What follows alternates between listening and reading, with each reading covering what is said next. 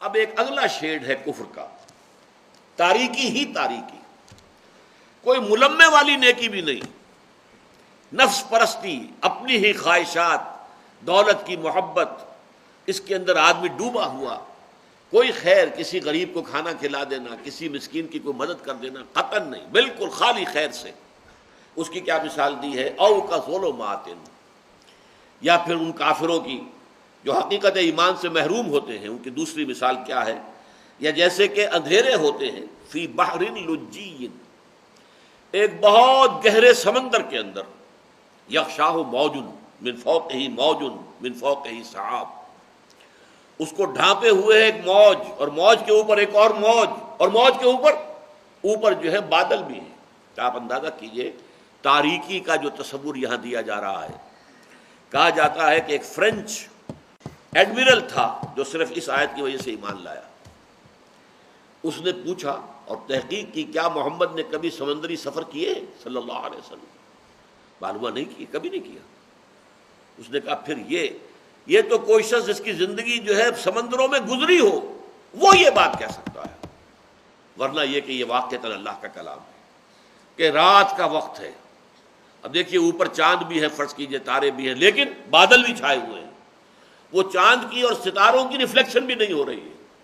پھر یہ موج پر موج چڑھی ہوئی ہے، اور بحر سمندر کی تاریکی کے اندر جو تاریکی ہے، گہرائی کے اندر، کا ظلمات، نوٹ کیجئے ذرا، کا ظلمات فی بحر لجی یغشاہ موج من فوقہ موج من فوقہ سحاب۔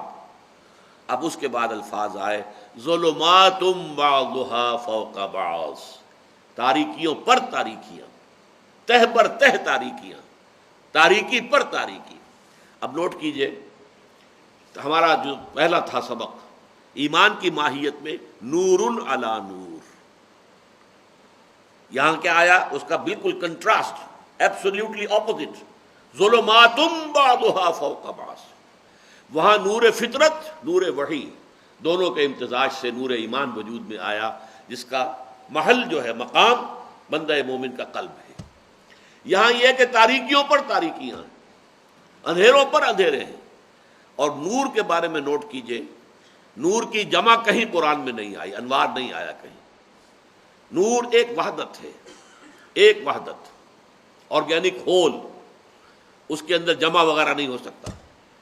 اور ظلمت، یہ ظلمات آتا ہمیشہ، اس لیے کہ تاریکیوں کے شیڈز ہوتے ہیں، گہری تاریکی اور تاریکی اور تاریکی اور تاریکی۔ قرآن مجید جیسے کہ غدو جو ہے وہ واحد آئے گا، آصال جمع کی شکل میں آئے گا۔ شام کے وقت جیسا کہ میں نے بتایا کہ نمازیں بھی کئی آ جاتی ہیں، اور صبح کی نماز کے لیے تو نماز کا لفظ بھی استعمال نہیں کیا گیا۔ قرآن الفجر، اقیم الصلاۃ لدلوک الشمس الی غسق اللیل وقرآن الفجر، یہ صبح کی نماز جو ہے فجر کی، وہ تو در حقیقت ایک طویل قرات چونکہ اس میں ہونی چاہیے، تو قرآن الفجر سے تعبیر کیا گیا۔ اسی طرح ظلمات کا لفظ آتا ہے قرآن مجید میں جمع کے صیغے میں، ظلمات بعضها فوق بعض، تاریکیاں ہیں تاریکیوں پر۔ اور اس کے بعد مزید تشبیہ آ رہی ہے، اذا اخرج یدہ لم یکد یراہا، جب وہ اپنا ہاتھ نکالتا ہے اس کو بھی نہیں دیکھ پاتا۔ دیکھیے ہمارے یہاں محاورہ ہے ہاتھ کو ہاتھ سجھائی نہ دینا، یہ محاورہ اردو کے اندر آتا ہے۔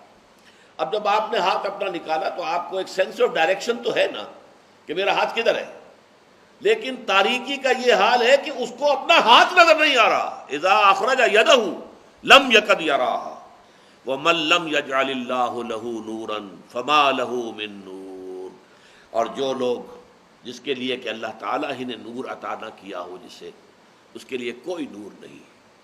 تاریکی ہی تاریکی ہے، تاریکیوں پر تاریکیاں ہیں۔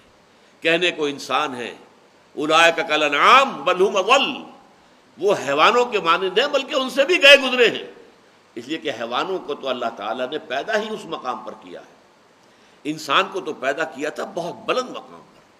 والتین والزیتون وطور سینین وھذا البلد الامین لقد خلقنا الانسان فی احسن تقویم ثم رددناہ اسفل سافلین، اس مقام بلند سے گر کر انسان اس اسفل سافلین تک پہنچتا ہے۔